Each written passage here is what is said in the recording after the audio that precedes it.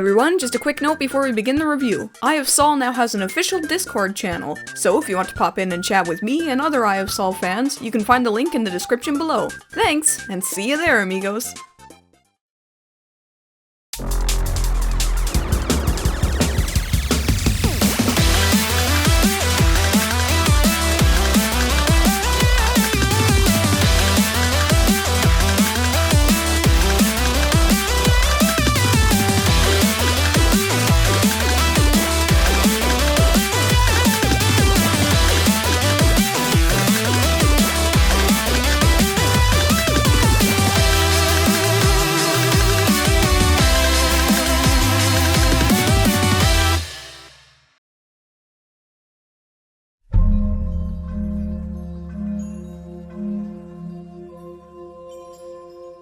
Hey everybody, Sol here. I have only one rule here: if it's animated, I'll comment on it.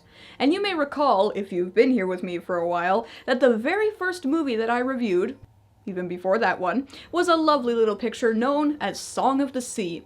Now I quite like that movie a lot, and, well, I was a sweet, naive little turd back then, and I didn't realize that there was a movie that came before it. Not that it's a sequel or anything like that, I just legit didn't realize that a movie came before Song of the Sea. But now that I'm older, wiser, and my researching skills have improved dramatically, I'm gonna tell you all about The Secret of Kells, and I'm gonna exposit whether or not that movie is worth wasting an hour of your precious life to it. That hour belongs to the death cult now.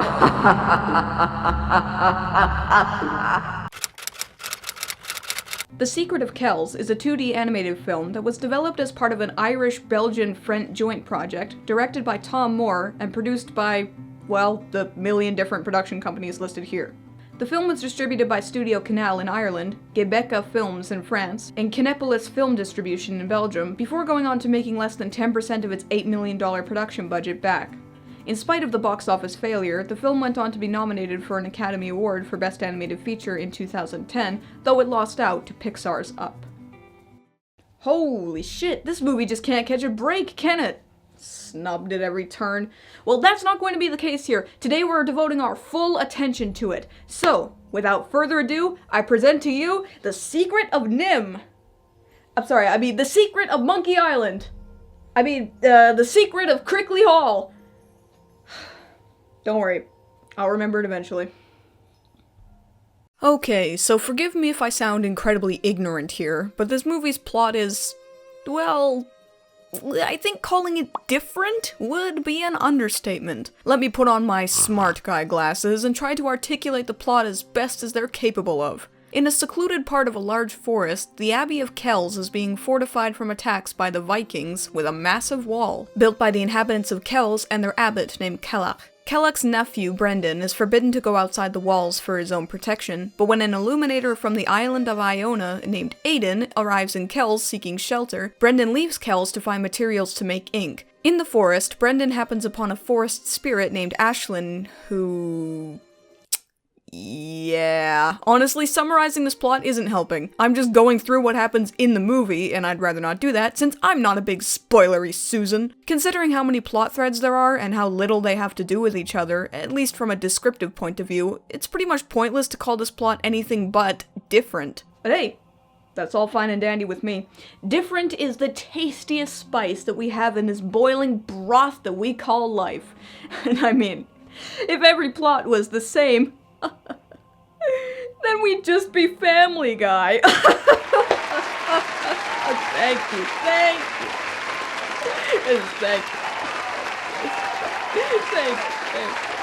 Well now, for the characters, I'm happy to say that I can at least define them without giving away literally the entire movie, so let's do just that. Firstly, we have Brendan, a curious and spirited young boy who assists brother Aiden in writing a book that can supposedly turn darkness into the light. Oh shit, is this Kingdom Hearts? What are you talking about? Anyway, Brendan's definitely likable enough. He's measured and imaginative, but still manages to have loads of charm in his mere existence, even if he isn't much more than just simple and amiable at his core. Nothing wrong with that, though. I always say you should make sure your wheel spins before you go reinventing it. Next we got Brother Aiden, a master illuminator from Iona who is said to write a book that causes sinners to go blind when they read it, who travels with his white cat Pangerban. Aiden isn't your typical wise old mentor character. He's definitely got energy, and again, like Brendan, he's got buckets of charm oozing from his every crack. The butt crack. I appreciate that Aiden isn't just eccentric and unable to use reason, like that fishophile scientist guy from Help I'm a Fish, or a billion other old, wise, off-kilter dudes. He takes his work seriously, but he still seems to have fun with it, and that's something I could give him a pat on the back for, if he was real. Now let's touch upon Ashlyn, a fairy of the forest who helps Brendan gather materials for ink. Ashlyn comes really close to being obnoxious, but happily the creators managed to skid that car away from that particular exit, much to my relief. In fact, in any other movie, I bet Ashlyn would have contracted a nearly fatal case of deadly dentist disease. But not here, luckily. I don't need my quarantine kit now, but I know I'll need it again someday. Then there's Abbott Kellach. Brendan's uncle and a former illuminator who now takes it upon himself to protect Kells from the Vikings with a huge wall. Kellach, while also measured like his nephew Brendan, is measured to the point of having a rod up his ass through the entire thing. In fact, he's just like Ben's dad in Tom Moore's other film Song of the Sea. Wait, what? A curious young male lead? A young female supporting character of supernatural origin? A distant, non-listening father figure? A fun, wise old man? Even a constant, helpful animal companion? Damn, folks. I think I just retroactively made Song of the Sea less original for everyone. Pretend you didn't hear that!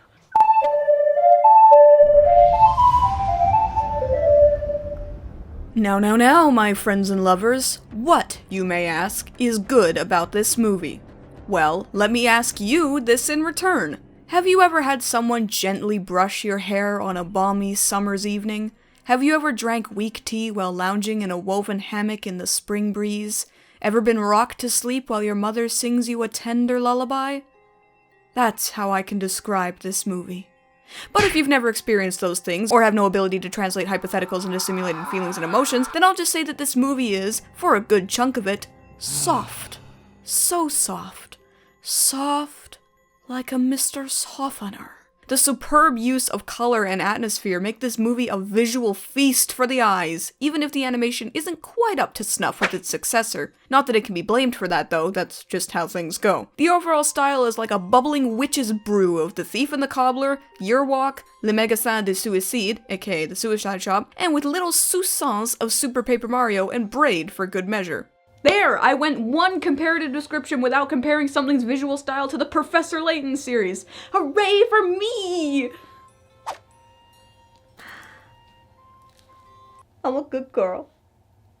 The attention to detail and intricacies in the presentation are just fucking flooring at times, which just goes to show the level of care and attention the creators pumped into this prize pig, yes sirree. Another hugely enjoyable aspect of this movie is the mythological and naturalistic angle it takes. Now, I'm not particularly familiar with Celtic mythology, but I am at least marginally aware of such things enough to praise them. One good way into my critical knickers is to have your story draw from mythology, and all I can say to that is, I fucking loved it! And to bring this puppy on back to its little ol' house, I'll throw in a quick mention of the soundtrack, which expunges lilting Celtic tones straight into your eardrums that make you just want to run into an open grassy field until the skin from your calves peels off in exhaustion.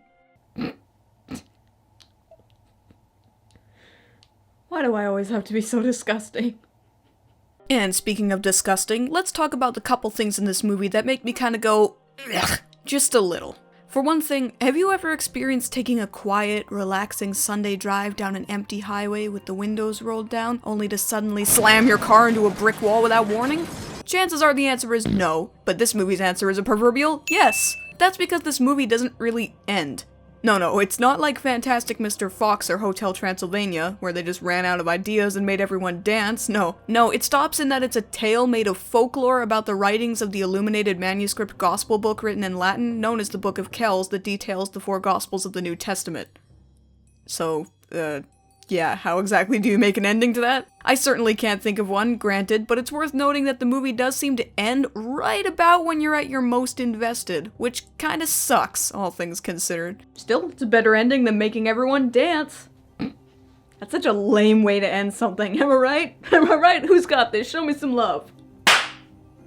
And on a final note, I'll just mention that, while every piece of this movie's puzzle is an enjoyable and engaging experience on their own, I can't say for certain how well they actually fit together in the end. There's the fairy story, the book story, the Crom Cruach story that blends in with the fairy story, the Viking story. There's just a lot of stories, okay? And they don't all gel together very well, is what I'm saying. Ironic, given that it's a movie about writing a book, eh? Still though, these are mere fallen leaves in the lush, infinite grass field this movie lays bare before us, so take those jabs for what you will, I suppose. The Secret of Kells is damn fine. It's an incredibly solid first attempt from an animation studio's first cinematic outing, who delivered an expertly crafted, highly imaginative, and overall pleasing movie that warms you to your core. It's clear that, just like its maritime successor, that a whole tanker truck of passion and effort went into making this as solid an experience as possible, and I bow my head in respect to that. While it may suffer from a few logistical issues, and has an ending that kicks you off the ride just when you've started having fun, those are small little hiccups in the great, bellowing serenade this film treats us to. And I, for one, heartily recommend you take a good, long look through its gorgeous pages. I give The Secret of Kells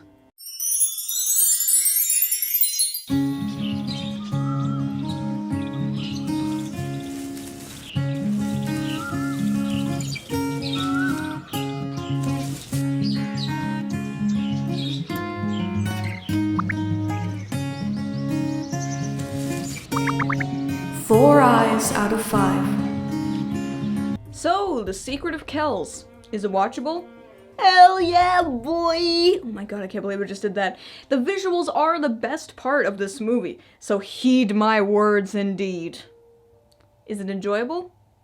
Yeah, well, I mean, not every part of this movie is gonna grab you by the ghoulies and drag you around by the seat of your pews with action and incitement and everything like that. But, as it stands, yeah, it's plenty enjoyable. Is it memorable? Well, this is one of those movies that, once you see it, it's definitely stuck in your mind for the rest of time, but it's not memorable in the public consciousness. That's too bad. Yeah, that is too bad. Too bad. That's the end? I got nothing else to say. Well then.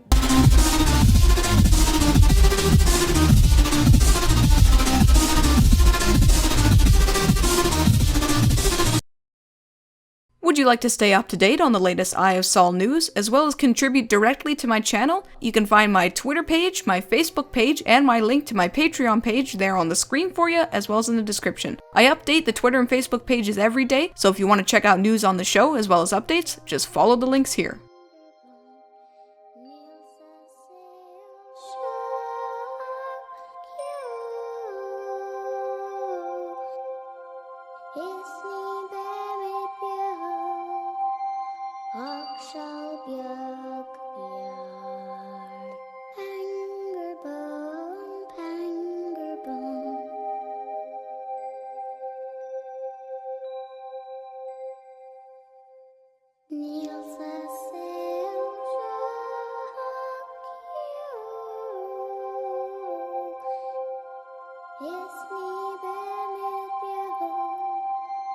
Och